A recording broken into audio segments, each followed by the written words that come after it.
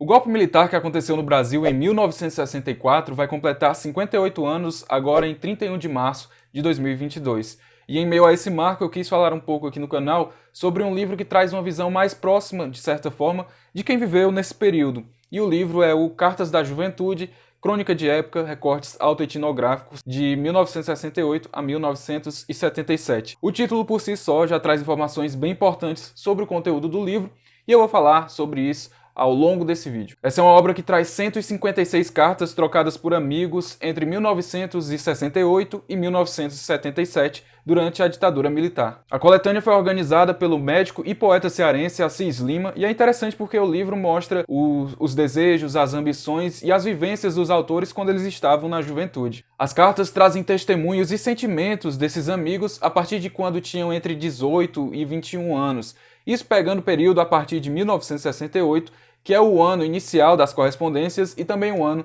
em que foi decretado o AI-5. Esses primeiros registros se passam quando os autores naturais do Crato saem da cidade para estudar em capitais brasileiras, sendo elas Fortaleza, Recife, Salvador, São Paulo, Rio de Janeiro, Brasília e Belo Horizonte. Então, as cartas passeiam por essas cidades ao longo do livro. Além de Assis Lima, o livro tem correspondências de outros autores que nasceram no Crato, cidade no Ceará, como o advogado Emerson Monteiro, os jornalistas Flamínio Araripe e José Esmeraldo Gonçalves e o cantor, compositor e publicitário Tiago Araripe. Cartas da Juventude também mostra os relatos do arquiteto maranhense Pedro de Lima, que estudou no Crato, e do médico mineiro Eugênio Gomes. Essas cartas registram as experiências desses jovens que, em meio à ditadura, estavam migrando de sua cidade de origem, estavam saindo do Crato para os grandes centros urbanos em busca de realizar os seus sonhos. Então, ao longo da leitura, dá para perceber quais eram as suas angústias diante das incertezas que iam aparecer nos seus caminhos. Sobre isso, eu queria ler para vocês aqui um trecho escrito pelo José Esmeraldo Gonçalves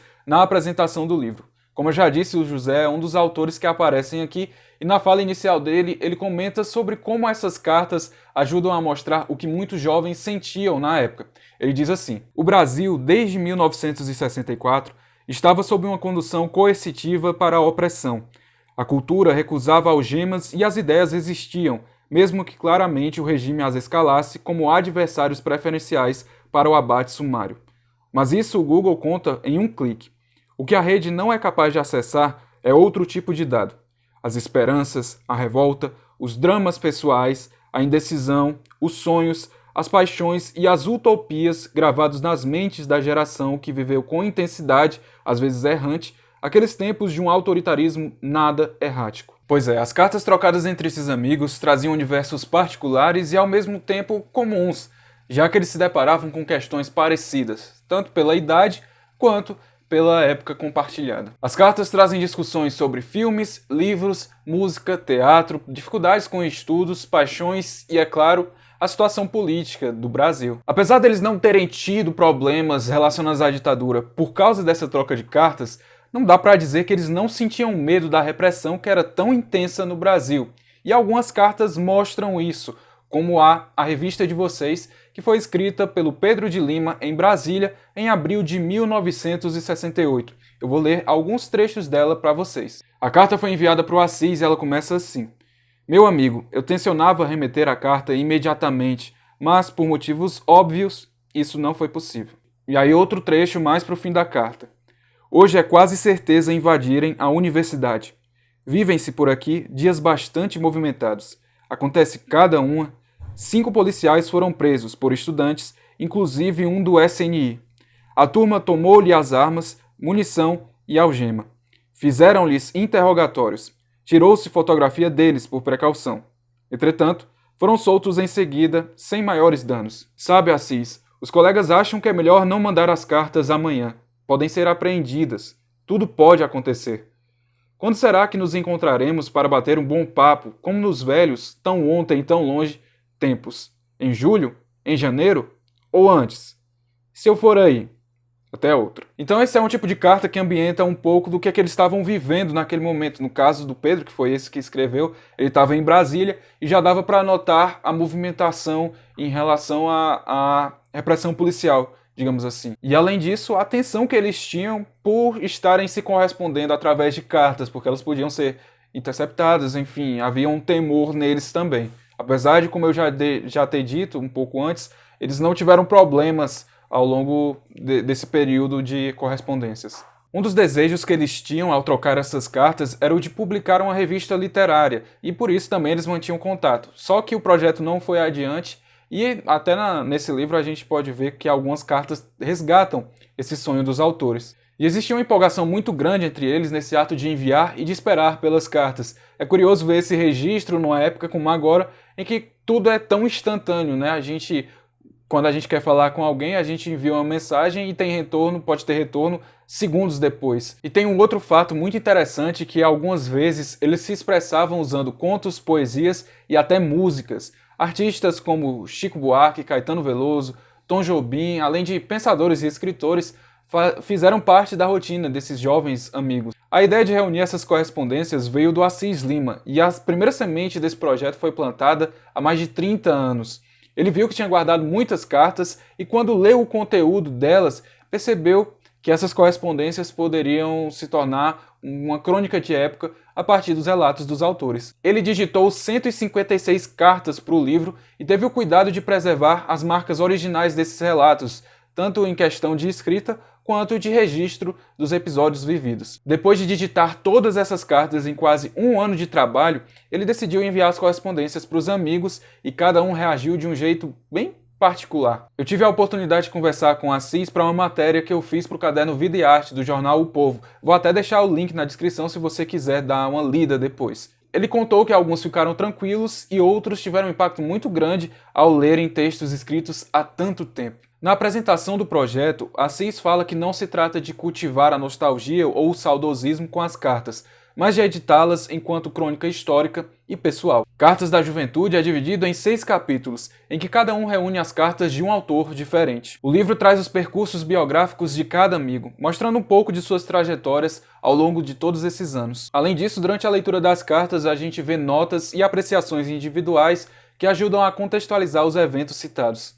Para a matéria do Videarte, eu também conversei com o músico Tiago Araripe, outro autor presente no livro, e na época ele destacou como essas cartas ajudam a mostrar o aspecto cultural que existia quando as correspondências foram escritas. Ele até disse que o oxigênio desses jovens amigos era por meio da cultura, e vários artistas são mencionados ao longo do livro. Eu vou até deixar na descrição do vídeo uma playlist que eles fizeram com todas as músicas que são citadas em Cartas da Juventude. Eu quero ler aqui para vocês alguns trechos da carta Ler e Calar, que foi escrita pelo Emerson Monteiro em Salvador em 1973. Aqui o Emerson fala sobre sua visita recente à cidade do Crato, leituras que tem feito, projetos futuros e até sobre um show do Gilberto Gil. Olha só. Estive no Crato. Muita chuva, muito verde. Bonito. Voltei 10 dias depois. Obrigado pelo livro e pelas xilogravuras. Li. Gostei. Bem feito. Ando esquecido de como se faz uma carta. Era para ter mandado antes desta. Descuido. Parei com o fumo. Foi suficiente. Não sei para quê, mas foi. Tomo aulas de inglês com um cara aqui perto do apartamento. Me dedico com disposição. Quero ler e falar. Ando lendo sobre Padre Cícero, depois Os Sertões e outras coisas de Nordeste e Sociologia. E aqui mais pra frente ele continua. Sonho em fazer um curta-metragem com um amigo cinegrafista daqui, e o daqui se refere a Salvador. Um levantamento do que sobrou dos hippies baianos, as consequências de todo o movimento, suas principais resultantes. Projeto. Tenho que fazer o argumento. Nada fiz além de ter vontade. E aí agora a parte que eu falei sobre o show do Gilberto Gil. O show de Gil. Lindo. O mesmo que fez em Recife o ano passado. O que, me diga, eu poderia dizer sobre Gil num show? Forte, valente, Sherazade, sorumbático. E no final dessa carta tem a análise que o Emerson dos dias atuais faz sobre a carta que ele escreveu em 1973. Tempos baianos de sonhos, esperança e coragem. Bons amigos. Vivi com intensidade esses anos 1970, fase que durou 7 anos de muitos filmes de arte, teatro, shows, fotografia, cinema, curso de comunicação, praias, fumo, amores, macrobiótica, viagens, saudades cearenses, expectativas políticas democráticas, jornais, livros e livrarias, festas de largo, amizades, trabalho e estudos. Hoje mantenho essa fase no mais íntimo de mim, com reconhecimento do quanto a Bahia me deu de bom, novos valores, novos delírios e firmeza no meu coração. É bem emblemático ler essas cartas e ver os depoimentos sobre o que acontecia na época. São documentos históricos, sem dúvidas. E eu queria contar para vocês uma coisa que o Thiago Araripe me disse quando eu o entrevistei para essa matéria que eu falei, que eu fiz para o Vida e Arte. Passa muito pela identificação e pela construção desses amigos ao longo dos anos da ditadura. Ele falou assim: se você pegar a trajetória desses 6 jovens, eu acho que dá um bom retrato daquela época que foi vivida. Da mesma forma que nós, tantos outros jovens empreenderam mudanças de vida significativas e decidiram os rumos da sua própria história naquela época. Então, se nós conseguirmos ver por esse prisma, temos um recorte pequeno, mas expressivo da história do país. Uma juventude que estava em busca de encontrar as respostas para suas inquietações. Lendo agora aos 22 anos, eu também me identifico, mas claro que não da mesma forma porque eu não vivi a ditadura, mas a juventude dessa geração também tem passado por cenários de incertezas muito significativos. Aliás, não só a juventude brasileira, mas a população do país, de uma forma geral, diante da instabilidade política e de vários retrocessos que temos visto no Brasil nesses últimos anos, como a volta do Brasil ao mapa da fome, milhões de desempregados, milhões de pessoas na linha de pobreza extrema, enfim. Infelizmente, são muitos pontos negativos que trazem esse receio do que vai ser o futuro, vivendo já um presente bem complicado. Eu acho que os depoimentos que aparecem nesse livro, por mais que tenham sido escritos em um outro tempo, acabam se encontrando em alguns pontos com a juventude atual. E é importante a gente ter esses registros não só como uma forma de estudo de época, mas também para não dar margens a se comemorar o golpe que instaurou a ditadura militar no Brasil, que muitos seguem minimizando até hoje. Eu vou deixar na descrição desse vídeo o link para caso você queira comprar o Cartas da Juventude, é uma experiência bem interessante. E depois também comenta aí embaixo o que é que você achou desse trabalho. Não se esqueça de curtir o vídeo, se inscrever no canal e ativar as notificações para não perder os próximos conteúdos aqui do Mais Que Um Livro. Eu vou ficando por aqui, a gente se vê no próximo vídeo. Até lá!